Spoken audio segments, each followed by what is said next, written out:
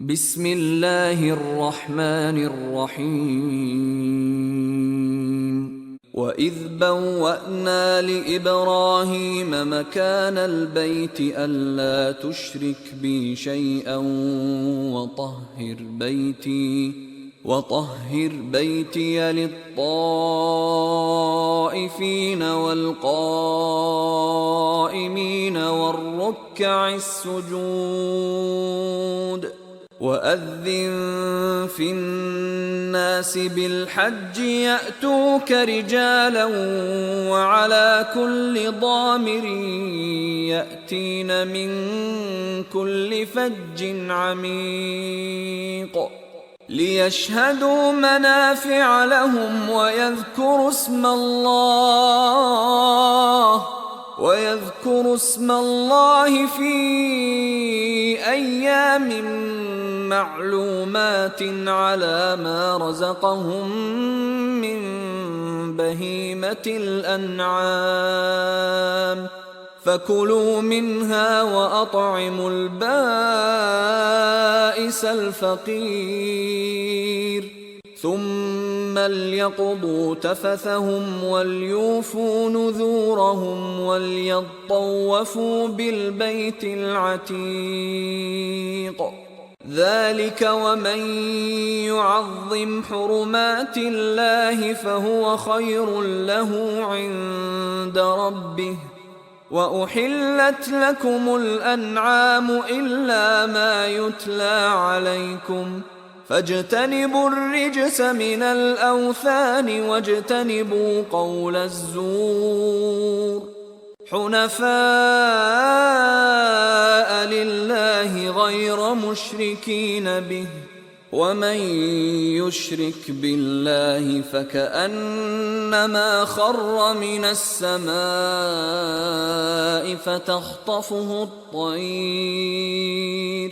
فتخطفه الطير أو تهوي به الريح في مكان سحيق ذلك ومن يعظم شعائر الله فإنها من تقوى القلوب لكم فيها منافع إلى أجل مسمى ثم محلها إلى البيت العتيق ولكل أمة جعلنا منسكا ليذكروا اسم الله على ما رزقهم من بهيمة الأنعام فإلهكم إله واحد فله أسلموا وبشر المخبتين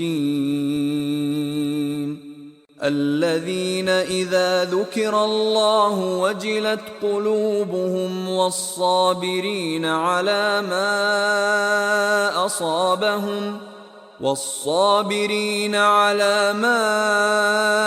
أصابهم والمقيم الصلاة ومما رزقناهم ينفقون والبدن جعلناها لكم من شعائر الله لكم فيها خير فاذكروا اسم الله عليها صواف فإذا وجبت جنوبها فكلوا منها وأطعموا القانع والمعتر كذلك سخرناها لكم لعلكم تشكرون لن ينال الله لحومها ولا دماؤها ولكن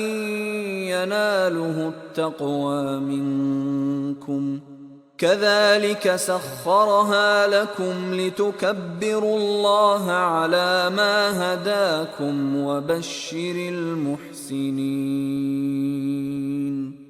إن الله يدافع عن الذين آمنوا إن الله لا يحب كل خوان كفور أذن للذين يقاتلون بأنهم ظلموا وإن الله على نصرهم لقدير الذين أخرجوا من ديارهم بغير حق إلا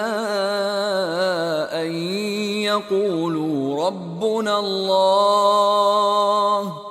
ولولا دفع الله الناس بعضهم ببعض لهدمت صوامع وبيع وصلوات ومساجد يذكر فيها اسم الله كثيرا ولينصرن الله من ينصره إن الله لقوي عزيز الذين إن مكناهم في الأرض أقاموا الصلاة وآتوا الزكاة وأمروا بالمعروف ونهوا عن المنكر ولله عاقبة الأمور وإن يكذبوك فقد كذبت قبلهم قوم نوح وعاد وثمود وقوم إبراهيم وقوم لوط وأصحاب مدين وكذب موسى فأمليت للكافرين ثم أخذتهم فكيف كان نكير فكأي من قرية أهلكناها وهي ظالمة فهي خاوية على عروشها وبئر معطلة وقصر مشيد أفلم يسيروا في الأرض فتكون لهم قلوب يعقلون بها أو آذان يسمعون بها فإنها لا تعمى الأبصار ولكن تعمى القلوب التي في الصدور ويستعجلونك بالعذاب ولن يخلف الله وعده وإن يوما عند ربك كألف سنة مما تعدون وكأي من قرية أمليت لها وهي ظالمة ثم أخذتها وإلي المصير قل يا أيها الناس إنما